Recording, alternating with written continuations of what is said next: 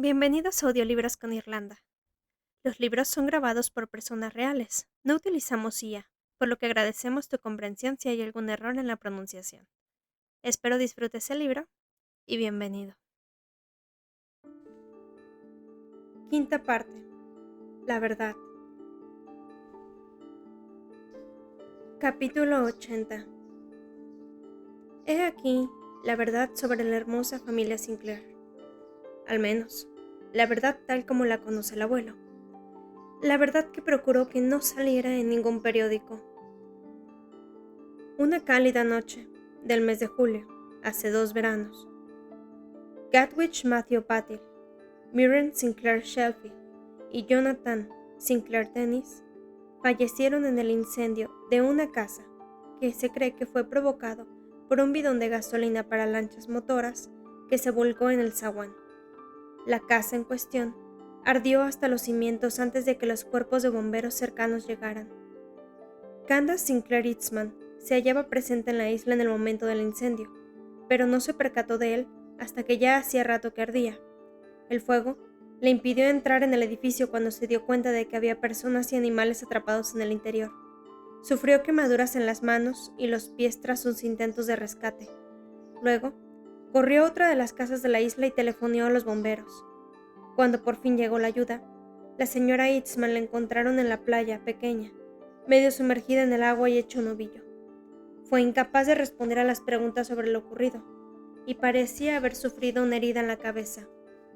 Después del accidente, tuvieron que mantenerla muy sedada durante varios días. Harry Sinclair, propietario de la isla, rehusó toda investigación sobre el origen del fuego. Muchos de los árboles circundantes fueron devastados. Se celebraron los funerales de Gatwich Matthew Patil, Miriam Sinclair Shelby y Jonathan Sinclair Dennis en sus ciudades natales de Cambridge y New York. Candace Sinclair Eastman no se encontraba suficientemente bien para asistir. El verano siguiente, la familia Sinclair regresó a la isla Beechwood. Se desmoronaron, lloraron las muertes, bebieron mucho. Después, construyeron una casa nueva sobre las cenizas de la vieja. Candace Sinclair Eastman no recordaba los acontecimientos que rodearon el incendio. Ni siquiera recordaba qué hubiera sucedido. Las quemaduras se le curaron enseguida, pero presentaba amnesia selectiva en relación a los sucesos del verano anterior. Seguía pensando en que se había hecho daño en la cabeza mientras nadaba. Los médicos suponían que la causa de las graves migrañas eran el dolor y la culpa no reconocidos. Estaba muy medicada y sumamente frágil, tanto física como mentalmente. Aquellos mismos médicos aconsejaron a la madre de Candace que se abstuviera de explicarle la tragedia si la joven no podía recordarla por sí misma. Que volvieran a contarle el trauma todos los días era demasiado para ella. Mejor que lo recordara a su ritmo. No debía regresar a la isla Beechwood hasta que hubiera tenido tiempo de curarse. De hecho, debían tomarse todas las medidas posibles para mantenerla alejada de la isla durante el año inmediatamente posterior al accidente. Candace daba muestras de un inquietante deseo de desprenderse de todas las posesiones innecesarias, incluso de cosas con valor sentimental, casi como si pagara penitencia por delitos del pasado. Se oscureció el pelo y empezó a vestir de manera muy sencilla. Su madre consultó a profesionales sobre el comportamiento de Candace y le dijeron que parecía una parte normal del proceso de duelo. El segundo año después del accidente, la familia empezó a recuperarse. Candace asistía de nuevo al instituto tras muchas y largas ausencias. Con el tiempo, la joven expresó el deseo de volver a la isla Beechwood. Los médicos y demás miembros de la familia estuvieron de acuerdo. Quizá fuera bueno para ella hacer precisamente aquello. En la isla, tal vez, terminará de curarse. Capítulo 81. Acordaos de que no os mojen los pies ni la ropa.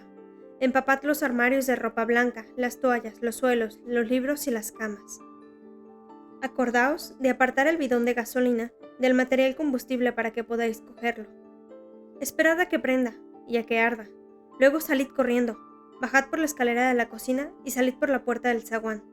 Acordaos de llevar los bidones y devolverlos al cobertizo de las lanchas. Nos vemos en Cuddledown.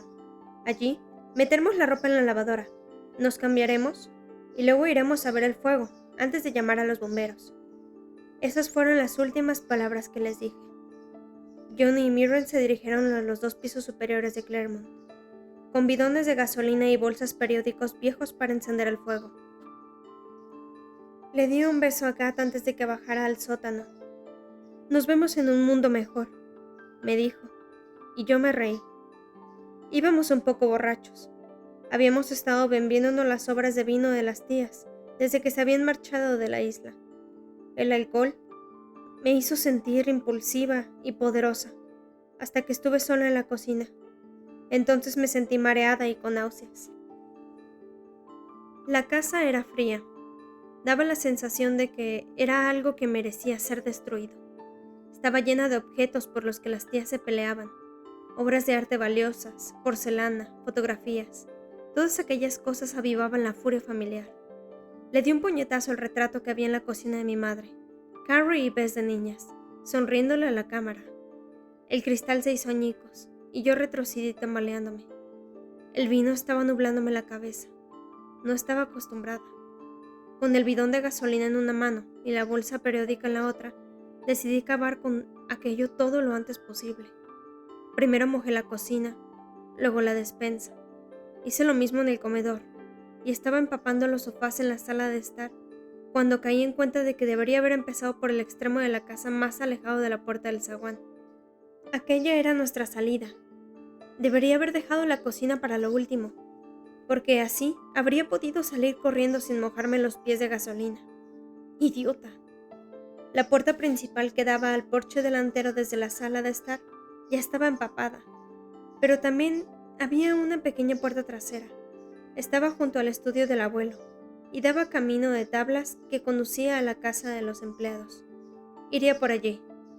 Mojé parte del vestíbulo y luego el cuarto de costura, donde me embargó la pena por destruir las hermosas telas estampadas de algodón y las coloridas lanas de la abuela. A ella le habría dolido mucho lo que estaba haciendo. Le encantaban sus telas, su vieja máquina de coser, sus bellísimos objetos. ¡Idiota otra vez!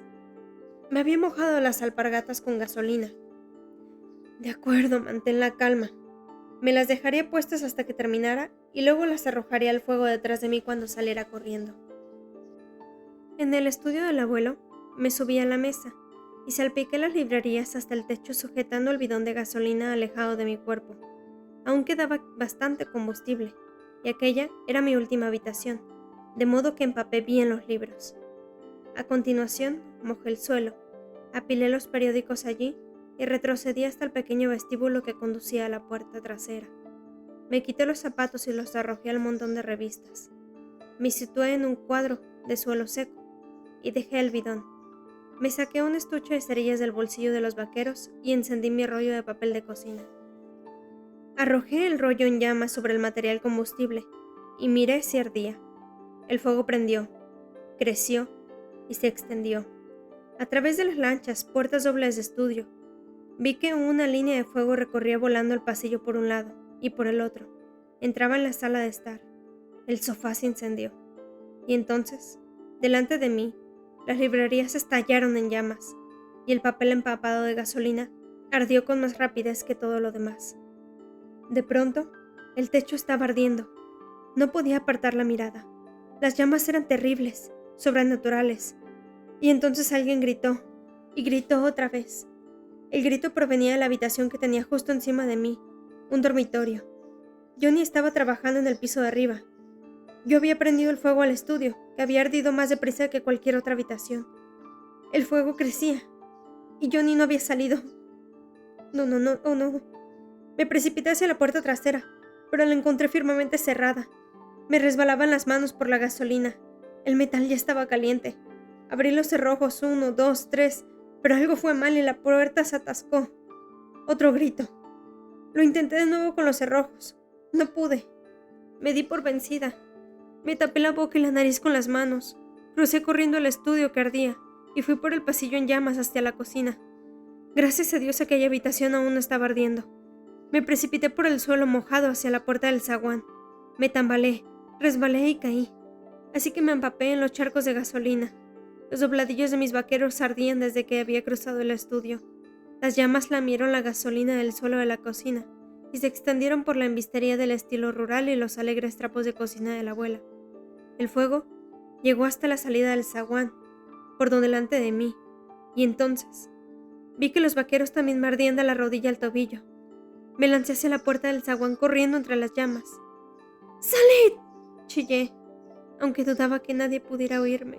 ¡Salid ahora mismo! Una vez fuera, me tiré en el césped, rodeé hasta que dejaron de arderme los pantalones. Vi que los 2 pisos superiores de Claremont ya resplandecían por el fuego, y que la planta baja, la que me tocaba a mí, estaba completamente en llamas. No sabía el estado en que se encontraba el sótano. Gat, Johnny, Mirren, ¿dónde estás? No hubo respuesta. Contuve el pánico y me dije que ya habían de haber salido. Cálmate, todo saldrá bien. Tenía que salir bien. ¿Dónde estáis?, grité otra vez y eché a correr. De nuevo, no hubo respuesta. La más probable era que estuvieran en el cobertizo de las lanchas dejando los bidones de gasolina. No estaba muy lejos, y corrí hacia allí gritando sus nombres con todas mis fuerzas. Mis pies descalzos golpeaban el camino de tablas con un eco extraño. La puerta estaba cerrada. La abrí de un tirón. ¡Gat! ¡Johnny! ¡Mirren! Allí no había nadie. Pero podía ser que ya estuvieran en Cuddledown, ¿no? Estarían preguntándose por qué tardaba tanto. Hay un camino que va desde el cobertizo hasta Cuddledown, pasando junto a la pista de tenis. Eché a correr de nuevo. La isla estaba extrañamente silenciosa en la oscuridad. Me repetía una y otra vez. Estarán allí, esperándome, preocupados por mí. Nos reiremos porque estamos todos a salvo. Meteremos mis quemaduras en agua helada y nos sentiremos de lo más afortunados. Lo haremos. Pero al llegar vi que la casa estaba a oscuras. Allí no había nadie esperando. Salí corriendo otra vez en dirección a Claremont, y cuando apareció ante mi vista, estaba ardiendo de arriba abajo.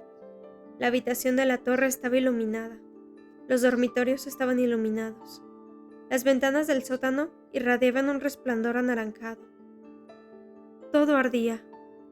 Corrí hacia la entrada del zaguán y tiré la puerta. El humo salió a bocanadas. Me quité el jersey y los vaqueros empapados de gasolina, asfixiándome y atragantándome. Me metí dentro y descendí por la escalera de la cocina que daba al sótano. En mitad de la escalera había un muro de fuego. Un muro. Gat no estaba fuera y no iba a salir. Di media vuelta y subí corriendo por Johnny y Mirren, pero la madera ardía bajo mis pies.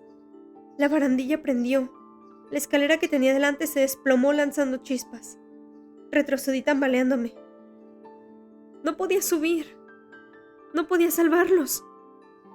Ya no había ningún sitio, ninguno. Ningún sitio a donde ir, salvo abajo. Capítulo 82. Recuerdo todo esto como si lo estuviera viviendo, sentada en los escalones de Whittemore, mirando aún el lugar que Gat desapareció en la noche. La comprensión de lo que he hecho me sobreviene como una niebla en el pecho, fría, oscura, que se extiende. Esbozo una mueca de dolor y me encorvo. La niebla gélida me pasa del pecho a la espalda y luego hacia el cuello. Me sube disparada por la cabeza y me baja por la espina dorsal. Frío remordimiento. No debería haber rociado la cocina primero. No debería haber encendido el fuego en el estudio. Fue una estupidez mojar tanto los libros. Cualquiera podría haber previsto cómo arderían. Cualquiera. Deberíamos haber fijado un momento para encender el material combustible. Podría haber insistido en que permaneciéramos juntos. No debería haber ido a comprobar el cobertizo de las lanchas. No debería haber ido corriendo hasta Cuddledown. Si hubiera regresado antes a Claremont, tal vez podía haber podido sacar a Johnny, o haber advertido a Gat antes de que prendiera el sótano. Quizás podría haber encontrado los extintores y detenido las llamas de alguna manera. Quizás sí. Quería muchas cosas para nosotros. una vida libre de restricciones y prejuicios, una vida con libertad para amar y ser amados. Sin embargo, los maté, a mis mentirosos, mis queridos. Los maté, a mi Mirren, mi Johnny, mi Kat. Esa idea me baja por la columna vertebral y los hombros y me recorre hasta las yemas de los dedos. Los convierte en hielo, se desconchan y se rompen en pedacitos. Se hacen añicos en los escalones de Whittemore. Unas grietas me astillan los brazos, me recorren los hombros y la parte delantera del cuello. Tengo la cara helada y fracturada en el gruñido de dolor de una bruja. Se me ha cerrado la garganta. No puedo emitir ningún sonido. Aquí estoy, congelada, cuando merezco arder. Debería haber mantenido la boca cerrada respecto a lo de tomar las riendas. Podría haberme quedado callada, haber transigido. Hablar por teléfono habría estado bien. Pronto habríamos tenido el carnet de conducir. Pronto habríamos ido a la universidad, y las hermosas casas Sinclair nos parecerían lejanas y carentes de importancia. Podríamos haber sido pacientes. Yo podría haber sido la voz de la razón. Tal vez así, cuando nos bebimos el vino de las tías, habríamos olvidado nuestras ambiciones. La bebida nos habría adormilado. Nos habríamos quedado dormidos delante del televisor, quizá enojados e impotentes, pero sin prenderle fuego a nada. No puedo rectificar nada de todo aquello. Entro a rastras y subo a mi cuarto apoyándome en unas manos de hielo resquebrajado, dejando tras de mí una estela de fragmentos de mi cuerpo congelado, los talones, las rótulas. Tiemblo de manera convulsiva bajo las mantas. Se desprenden pedazos de mí que caen en la almohada. Dedos, dientes, mandíbula, clavículas. Al fin cesan los temblores. Empiezo a entrar en calor y a fundirme. Lloro por mis tías, que perdieron a sus primogénitos. Por Will, que perdió a su hermano. Por Liberty, Bonnie y Taff, que perdieron a su hermana. Por el abuelo, que no solo vio arder su palacio hasta los cimientos, sino que además vio fallecer a sus nietos. Por los perros, por los pobres perros traviesos. Lloro por mis quejas egoístas y desconsideradas de todo el verano, por mi vergonzosa autocompasión, por mis planes del futuro. Lloro por todas mis posesiones regaladas. Echo de menos mi almohada, mis libros, mis fotografías. Me estremezco ante mis falsas ilusiones de caridad, mi vergüenza disfrazada de virtud y los castigos que he infligido a mi madre. Lloro con horror por el hecho de que toda mi familia tiene que llevar una carga impuesta por mí, y lloro aún más por ser la causa de tanto dolor. Al final, no salvamos el idilio. Ha desaparecido para siempre, si es que alguna vez existió. Hemos perdido la inocencia de aquellos días en los que todavía no conocíamos el alcance de la furia de las tías, de los días anteriores a la muerte de la abuela y el deterioro del abuelo, de cuando aún no éramos delincuentes, de cuando aún no éramos fantasmas. Las tías se abrazan unas a otras, no porque se hayan liberado del peso de Claremont y de todo lo que ésta simbolizaba, sino debido a la tragedia y la empatía, no porque las liberáramos, sino porque las destrozamos, y se aferran unas a otras para enfrentarse al horror. Johnny quería correr una maratón. Quería correr kilómetro tras kilómetro para demostrar que no le fallarían los pulmones, para demostrar que era el hombre que el abuelo quería que fuera, demostrar su fuerza, pese a ser tan pequeño. Los pulmones se le llenaron de humo. Ahora ya no tiene nada que demostrar. No hay nada por lo que correr.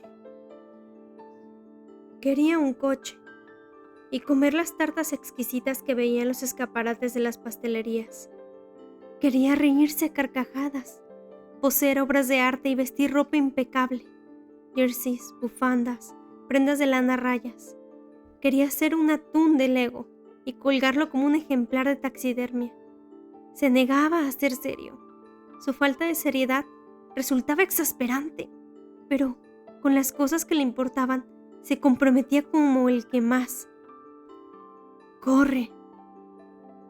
Will y Carrie, los mentirosos. Johnny y su sentido de lo que era correcto. Renunció a sus fondos para la universidad sin pensarlo 2 veces para defender sus principios. Pienso en los fuertes que fueron los brazos de Johnny, en la franja blanca de protector solar que se ponía en la nariz, en aquella vez que los dos tuvimos urticaria por culpa de la hiedra venenosa y nos tumbamos el uno junto al otro en la hamaca, rascándonos. En cuando nos construyó, a Mirren y a mí, una casa de muñecas con cartón y piedras que había encontrado en la playa. Jonathan Sinclair Dennis había sido una luz en la oscuridad para mucha gente. Ha sido una luz. Lo ha sido. Y yo te he defraudado de la peor manera posible. Lloro por Mirren, que quería ver el Congo. Aún no sabía cómo quería vivir ni lo que creía. Estaba buscando y sabía que se sentía atraída por aquel lugar. Ahora ya nunca será una realidad para ella. Nunca será nada más que fotografías, películas e historias publicadas para que la gente se entretenga. Mirren hablaba mucho sobre las relaciones sexuales, pero nunca tuvo ninguna. Cuando éramos más pequeñas, dormíamos juntas en el porche de Widdermere, en sacos de dormir, y nos quedábamos despiertas hasta tarde riendo y comiendo dulce de azúcar. Nos peleábamos por las Barbies, nos maquillábamos la una a la otra y soñábamos con el amor. Mirren nunca tendrá una boda con rosas amarillas, ni un novio que la quiera tanto como para ponerse una ridícula faja amarilla. Era irritable y mandona, pero nunca dejaba de tomarse las cosas a broma. Era fácil hacerla enfadar, y casi siempre estaba molesta con Bess y cabreada con las gemelas, pero luego la invadían los remordimientos y se lamentaba y sufría por su lengua afilada. Quería a su familia, los quería a todos. Les leía libros, los ayudaba a preparar helado y les daba las conchas bonitas que encontraba. Ya no puede seguir compensando a nadie. No quería ser como su madre, no quería ser una princesa, no. Exploradora, mujer de negocios, buena samaritana, heladera, algo que no será nunca, por mi culpa. Mirren, ni siquiera puedo decir cuánto lo lamento. Ni siquiera hay una palabra en el Scrabble para describir lo mal que me siento. Y Gat, mi Gat, nunca irá a la universidad. Poseía una mente hambrienta que daba vueltas a las cosas continuamente, no buscando respuestas, sino comprensión. Nunca satisfacerá su curiosidad, nunca terminará de leer las 100 mejores novelas de todos los tiempos. Nunca será el gran hombre que podría haber sido. Quería acabar con el mal, quería expresar su furia, vivía a lo grande. Mi valiente Gat no se callaba cuando la gente quería que lo hiciera, se hacía escuchar. Y él escuchaba a los demás. Se negaba a tomarse las cosas a la ligera, aunque siempre fue de risa fácil. ¿Cómo me hacía reír? Y me hacía pensar, aunque no me apeteciera hacerlo, aunque fuese demasiado perezosa para prestar atención. Gat me dejaba sangrar sobre él, y sangrar sobre él, y sangrar sobre él. Nunca le importaba. Quería saber por qué sangraba. Se preguntaba qué podía hacer para curar la herida. No volverá a comer chocolate. Yo lo quería. Lo quiero. Lo mejor que supe. Pero él tenía razón. No lo conocía del todo. Nunca veré su apartamento, ni quemaré los platos de su madre, ni conoceré a sus amigos del instituto. Nunca veré la colcha de su cama ni los pósters de las paredes de su habitación. Nunca conoceré la cafetería donde se compraba sándwiches de huevo por la mañana, ni la esquina donde ataba su bicicleta con 2 candados. Ni siquiera sé si compraba sándwiches de huevo o si colgaba pósters. No sé si tenía una bicicleta o una colcha. Solo estoy imaginándome las apartabicicletas de la esquina y los 2 candados, porque nunca fui a su casa, nunca vi su vida, nunca conocí a la persona que era Gat cuando no estaba en la isla Beechwood. Su habitación ya debe estar vacía. Lleva 2 años muerto. Podríamos haber sido. Te he perdido, Gat, por lo desesperadamente que me enamoré de ti. Pienso en mis mentirosos quemándose en sus últimos minutos respirando humo, con la piel ardiendo, en lo mucho que debió doler. El pelo de Mirren en llamas, el cuerpo de Johnny en el suelo, las manos de Gat con las yemas de los dedos quemándose, los brazos arrugándose por el fuego. En el dorso de las manos, palabras. Izquierda, Gat. Derecha, Candace. Es mi letra. Lloro porque soy la única de nosotros que sigue viva, porque tendré que pasar la vida sin los mentirosos, porque ellos tendrán que pasar por lo que sea que les espera sin mí. Yo, Gat, Johnny y Mirren. Mirren, Gat, Johnny y yo. Hemos estado aquí este verano, y no hemos estado aquí. Sí y no. Es culpa mía. Culpa mía, culpa mía. Y sin embargo, ellos me quieren a pesar de todo.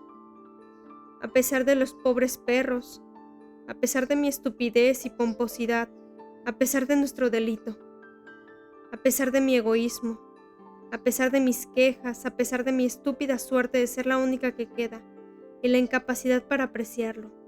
Cuando ellos no tienen nada, nada. Nunca más, aparte de este último verano juntos.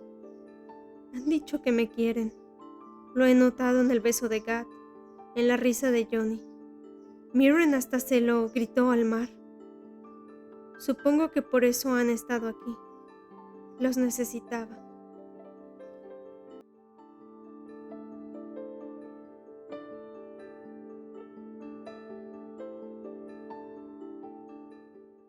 Si te ha gustado el video, puedes dejarnos un like y suscribirte para poder seguir trayéndote más audiolibros.